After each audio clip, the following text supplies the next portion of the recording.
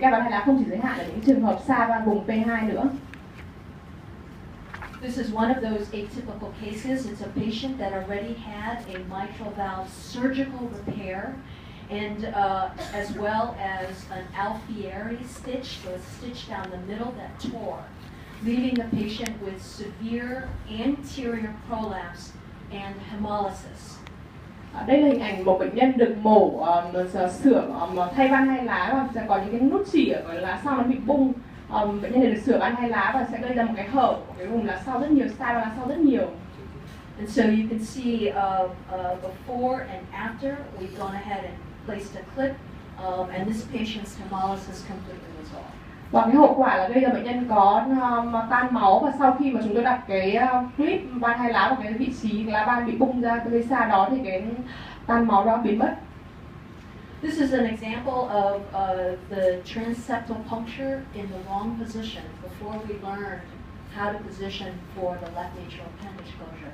This transeptal puncture was performed as if it were a mitral clip, and you can see that because it's very anterior, it ends up causing the device to seat very off axis. Và đây là một cái ví dụ ban đầu khi mà chúng tôi đã đặt chọc cái vị trí vách nhân nhĩ là không đúng chỗ và nó hơi bị lệch ra phía trước, nên là làm cho cái dụng cụ nó nằm rất là bấp bênh. Đây là một ca viết tiểu nhĩ trái trong trường hợp dung nhĩ.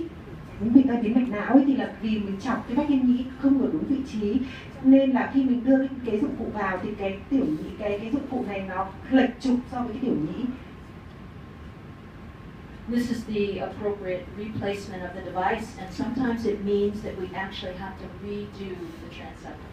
Và đây là hình ảnh mà sau khi mà chúng ta làm lại thì cái vị trí dụng cụ bít tiểu nhĩ nằm rất là đẹp ở trong cái tiểu nhĩ trái.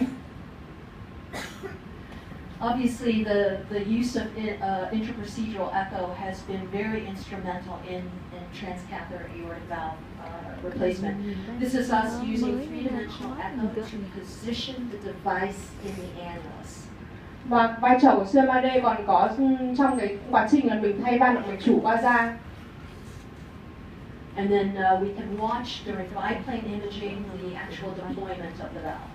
Và chúng ta có thể nhìn trên hình ảnh siêu 2D là cái vị trí mà đặt cái van qua da đó, van mạch chủ qua da đó. In addition, we can fine tune the positioning of the valve. This is a case that came to us with a very severe calcification of the sinotubular junction. And the original positioning of the valve would have meant that the valve itself, this is the valve, the edge of the valve on the balloon catheter, that the edge of the valve would have hit the calcium on the sinotubular junction and caused either a rupture or a massive stroke. Và đây là một cái ca lâm sàng mà có cái vôi hóa rất nhiều cái vị trí nối của xoang van và động mạch chủ lên, và người ta sợ rằng là do cái van nó tùy vào đó nó gây ra cái tình trạng vôi hóa và nguy cơ vỡ cái chỗ nối đó. So we asked the interventionalist to intentionally position the valve a couple of millimeters lower into the LV outflow tract. Và vai trò của C3D chúng tôi đã đề nghị các nhà can thiệp là đẩy lùi cái van xuống thấp hơn một vài mm để tránh cái vị trí vôi hóa ra, để tránh nguy cơ vỡ. And then during deployment, we can watch while the valve is inflating to make sure that the interventionalist has missed the calcium. Và trong cái quá trình mà mình thả cái dụng cụ, mà mở cái dụng cụ, chúng ta có thể quan sát được và để khẳng định là nó không tiếp xúc với cái vị trí vôi hóa nói trên. And the result is obviously a very well-positioned valve functioning normally and with the calcium in the sinotubular junction untouched. Và cái kết quả là rất là mỹ mãn, cái van nó không hề chạm vào cái vị trí vôi hóa cái trong chỗ vùng kết nối đó. In addition, we are using transesophageal three-dimensional imaging to help with paravalvular leak closure. So this is a surgical mitral bioprosthesis, and this is dual plane imaging from the LV side and the left atrial side seen simultaneously. Và một vai trò nữa của C3D là chúng ta đánh giá những cái hở cạnh chân van. Đây là một cái trường hợp bệnh nhân thay van hai lá sinh học, và trên C3D đã dựng lại một hình ảnh là mình nhìn từ mặt thất trái và mặt nhĩ trái cái van hai lá sinh học. And so in this particular device intervention, we were able to direct the catheter right to the lesion at 4 o'clock. and watched the deployment of the device, but we could see that the interventionalist's device was actually 90 degrees from optimal. Và đây là một cái siêu hướng dẫn trong can thiệp, thì chúng ta sẽ đưa cái đầu giò vào cái vị trí 4 giờ và sau đó chúng ta thả cái dụng cụ và chúng ta có thể quan sát được cái vị trí nằm tối ưu của cái dụng cụ ở cái vị trí hở cạnh chân van. And these are the types of complications that are difficult to see on fluoroscopy because you need to be able to see the exact relationship of the valve with the device. And so we were able to tell the interventionist to take this device out and reposition the device so that it is now sitting very flush with the annulus. Và cái vị trí đó thì nếu mà khi mà mình bơm thuốc phản quang rất là khó nhìn, nhưng mà với hỗ trợ của siêu âm thì nó bộc lộ rõ và giúp cho để đặt cái dụng cụ rất là cái vị trí rất là chính xác và cân đối. The post-device deployment, I could actually speak on for an hour, but I'm just going to give you two slides. One is that we are used extensively in the transcatheter aortic valve replacement therapies to determine when the paravalvular regurgitation is too severe and that we need to intervene. Và cái vai trò của siêu âm 3D trong đánh giá sau khi mà đã can thiệp, sau khi đã thả dụng cụ, đó là mình trong trường hợp là đặt thay van động mạch chủ qua da là khi nào mà cái hở chủ nó còn rất nhiều và mình cần thiết phải nong bóng một lần nữa để cho nó giảm cái mức độ hở chủ đi. You can see where the yellow arrows are that before the valve goes in, we predicted that the paravalvular leak would be at the location of the chunks of calcium that extend into the alveolar tract. Và ở cái vị trí trước khi thả van thì chúng tôi thấy là ở cái vị trí mũi tên vàng là vị trí chúng tôi dự đoán là có thể xảy ra cái hở chủ ở đó vì chỗ này nó vôi hóa khá là nhiều. And indeed, that's where the regurgitation was seen. And in this particular case, on three-dimensional as well as two-dimensional imaging, and in the setting of us determining that the valve was not fully deployed, we went ahead and did a post-dilatation with complete resolution of the regurgitation. Và đúng như dự đoán là đây là hình ảnh siêu âm 2D và 3D, sau khi mình thả dụng cụ thì tại cái vị trí dự đoán là nó có cái dòng hở do cái dụng cụ, do cái van nó chưa áp sát vào thành động mạch chủ, và sau khi mà mình đã nong bóng thêm thì cái hở chủ nó không còn đáng kể nữa. In addition, this is another one of the complications that we diagnosed in the procedure. We told the interventionist that the calcium extending into the LV alpha tract was very severe. And in that setting, the calcium, particularly if it is underneath the left coronary cusp, where it is unsupported by other anatomic structures, is a high risk for rupture. And indeed, this patient had an annular rupture, which you can see and we imaged during deployment. Và một trường hợp cấp cứu với bán huyết động đó là cái trường hợp là vỡ vòng van động mạch chủ do là cái vôi hóa nó tiến tới tận cái lá vành trái, là nơi mà không có cái cấu trúc nào hỗ trợ. Khi đó thì khi mình thải có thể nguy cơ là bị vỡ cái điểm vôi hóa đó.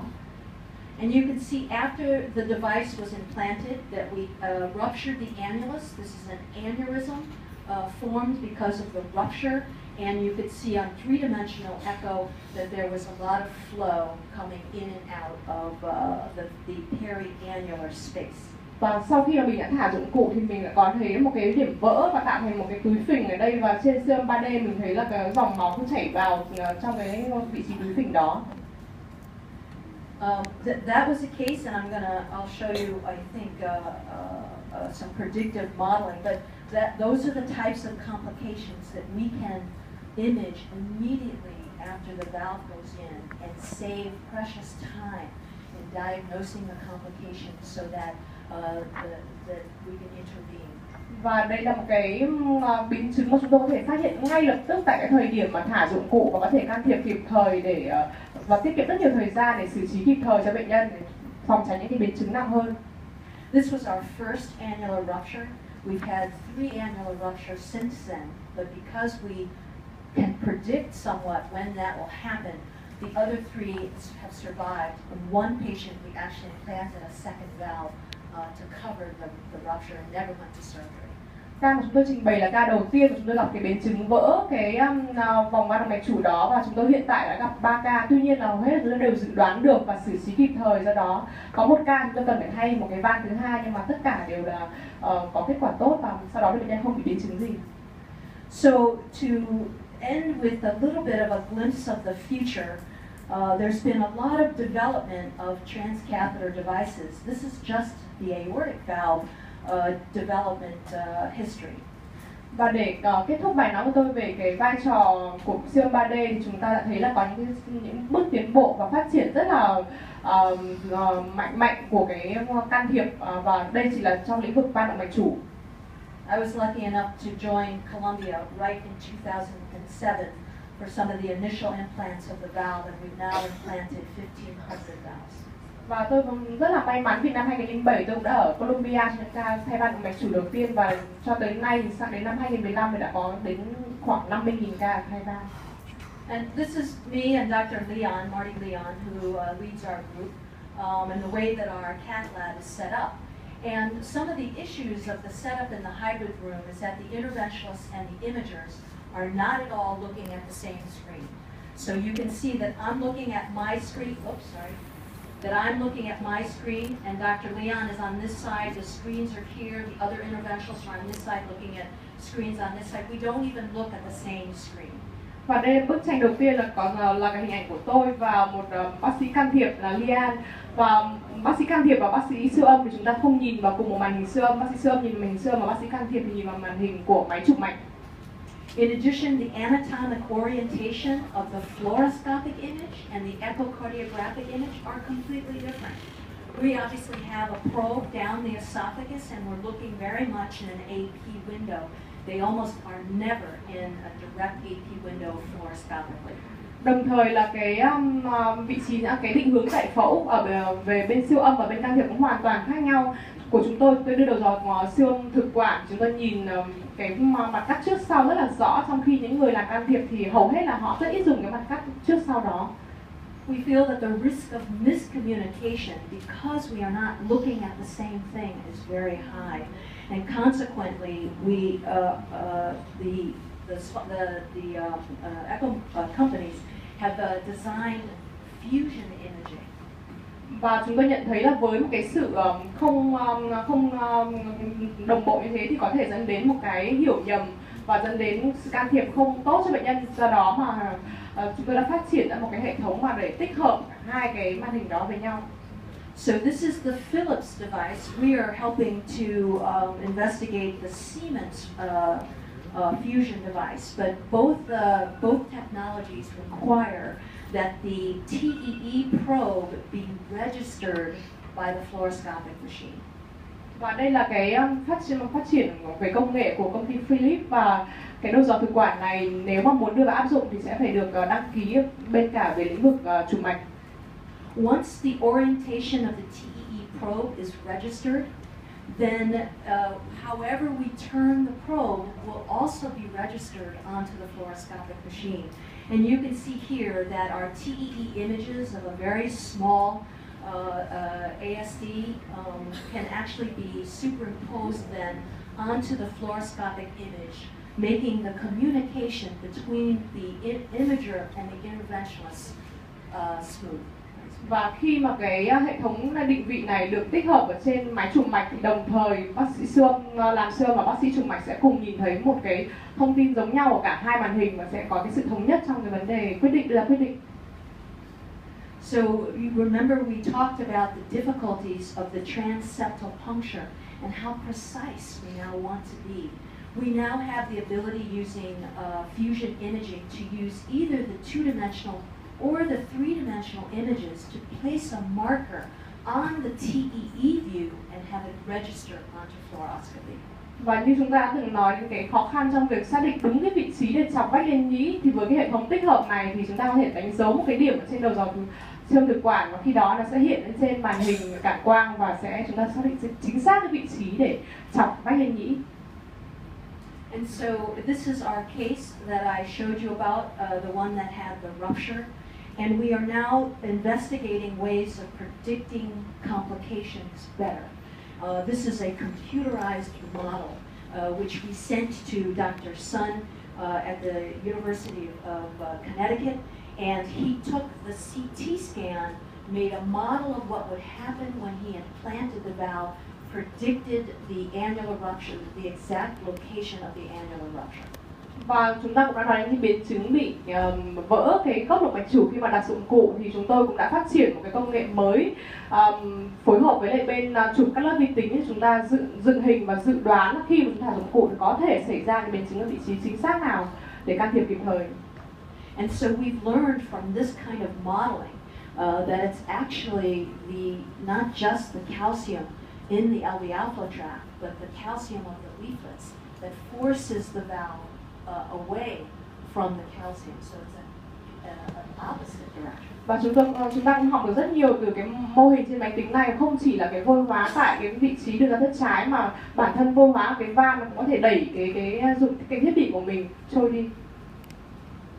And so some of this modeling we hope will allow us to predict which valve might be optimal for every patient, because now we will have, as you saw, at least 4 different valves to choose from, and each of those valves has very different characteristics that may be more optimal for some patients than others. Và với cái hệ thống xây dựng trên máy tính này, chúng sẽ giúp cho chúng ta lựa chọn cái van tối ưu cho các bệnh nhân, bởi vì hiện tại nó có rất nhiều các loại van khác nhau, tuy nhiên là mỗi loại van có một cái đặc tính riêng và nó sẽ phù hợp cho bệnh nhân này nhưng có thể sẽ không phù hợp cho bệnh nhân khác. In addition, the three-dimensional echo is now advancing the quantification of valvular function.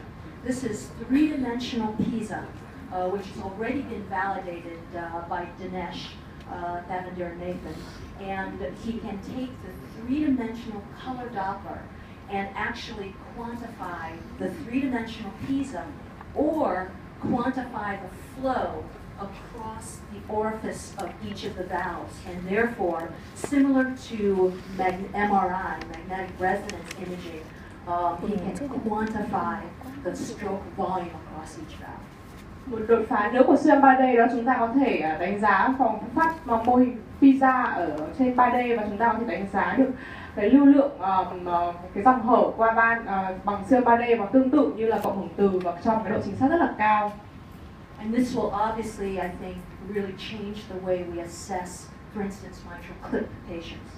Và rõ ràng là nó sẽ thay đổi cái cách mà chúng ta tiếp cận, đặc biệt là trong trường hợp những bệnh nhân mà có chỉ định để kẹp clip van hay là. The final thing I want to introduce to you is something that's very, very new, and that's holography. Một cái bước tiến cuối cùng mà tôi muốn giới thiệu với các bạn nó rất mới, đó là cái phương pháp là holography. Holography would allow us to project a three-dimensional image in space. So you can see some of these images of the heart or a baby, and you can then take the image and crop it or rotate it and cut it any way you want. Với công nghệ holography này thì họ có thể cho chúng ta tiếp cận một cái hình ảnh không gian 3D và có thể xoay, có thể nhìn từ nhiều phía khi mà chúng ta sử dụng công nghệ holography này.